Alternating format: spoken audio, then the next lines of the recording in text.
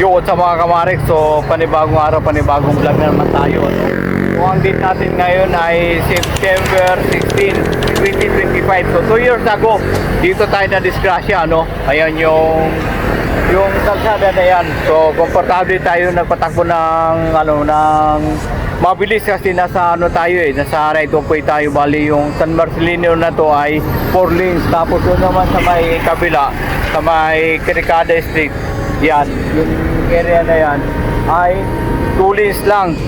So kapati tayo nagpatakbo, kaya lang sira ulo yung taxi driver, si Fernando Dumicelio. Sira ulo yung driver na yun kasi stroke survivor. Ang bilis ng pagpatakbo niya. So kung makikita nyo naman na napakabilis ng takbo niya. Kaya tayo naman mabilis yung takbo natin, siguro mga 100 mahigit. Kaya hindi na tayo nakapagpreno nung binablock yung diadaanan natin. Siguro mga bandang mga mag-alas 5 na nung oras na yun. Kaya nadali tayo. So hindi maganda yung pagkabagsak natin. Tapos tumalisik pa yung helmet ko kasi nga hindi pala nilock, hindi pala siya na lock nung pagkasana tayo doon sa may pitro, sarado pala. Tapos umalis tayo kaagad, medyo naghabol tayo ng oras, kaya umalis tayo kaagad na hindi nakalock yung helmet. Kaya nung sumalpok tayo sa taxi, tumalsik yung helmet natin, tapos siyempre bumagsak tayo, so nabasag yung ulo natin. Mayroon siyang na tayo sa ulo. Kaya medyo bulo-bulo ang magsalita pero pina-practice ko na lang na hindi ako mabubulo sa pagsasalita. Tapos yun nga nagkaroon ng siyam na tayo yung ulo natin nung pagkabagsak natin. At hindi lang yun, pa tayo, na balian pa tayo ng buto dito sa may kaliwang ngita. Kaya medyo masama yung loob ko kasi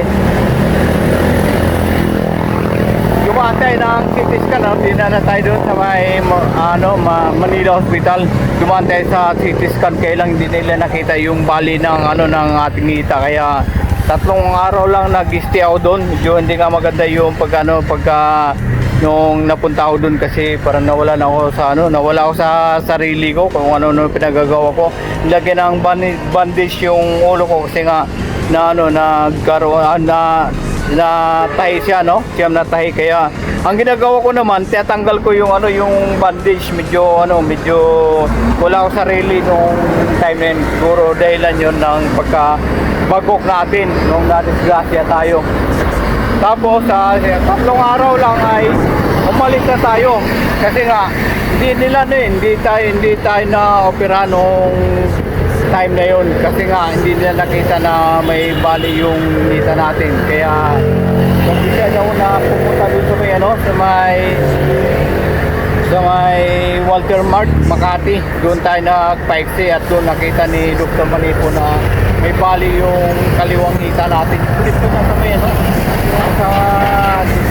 buto natin yung malapat.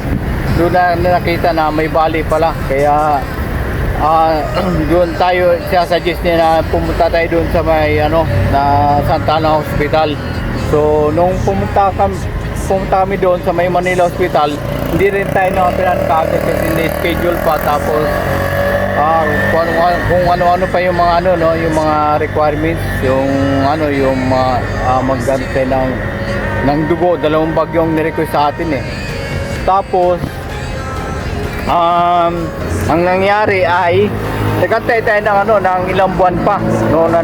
Na-disgrasya tayo ng September 16, na-opera na tayo ng December 20. So medyo matagal umabot siya ng 3 buwan. So okay naman yung operasyon. Nakapaglakad naman tayo after 2 months ba yun? Nakapaglakad naman tayo. Ang problema lang ay hindi talaga tumulong yung basic taxi. Yung basic taxi, yun yung nabangga natin na taxi, yun ang block sa dadaanan natin.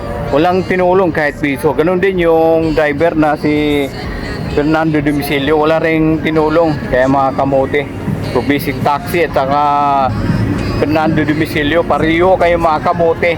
So dahil sa wala tayong nakuha na tulong,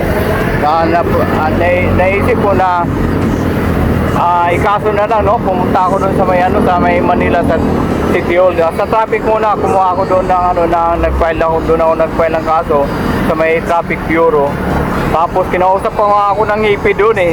Sabi niya na bago lang raw ba ako na ano, na driver. Sabi ko matagal na. So, hindi naman ako nag-complain para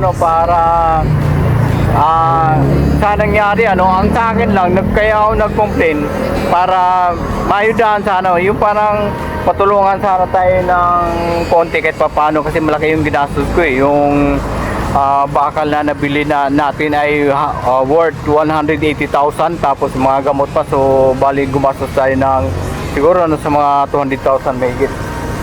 So alam na mga ano dito, mga security na gano'n nangyari sa atin noong na-accidente tayo. Ang sabi nga pa nga ng security diyan sa may tapat, ang sabi pa nga ng security diyan na talagang aksidente talaga tong lugar na to. Ang dami mga na-aksidente pero ewan ko kung bakit hindi nilagyan ng traffic light to. Laki naman ang kritika ng Manila. So, yun lang. Siguro kung mayroong traffic light, hindi sana tayo madidisgrasya nung time na yun. Kaya lang wala eh. Hanggang ngayon wala pa rin, hindi pa rin nilagyan ng traffic light. So, gawa lang sila ng report. Ewan ko, yung mga pulis eh, hindi rin nag-suggest na lagyan ng traffic light para wala na sana aksidente. So, pinuntahan natin tong area na to. Ayan, umulan-ulan pa. Pinuntahan natin para may kwento ko sa inyo kung ano nangyari sa atin nung na-aksidente tayo.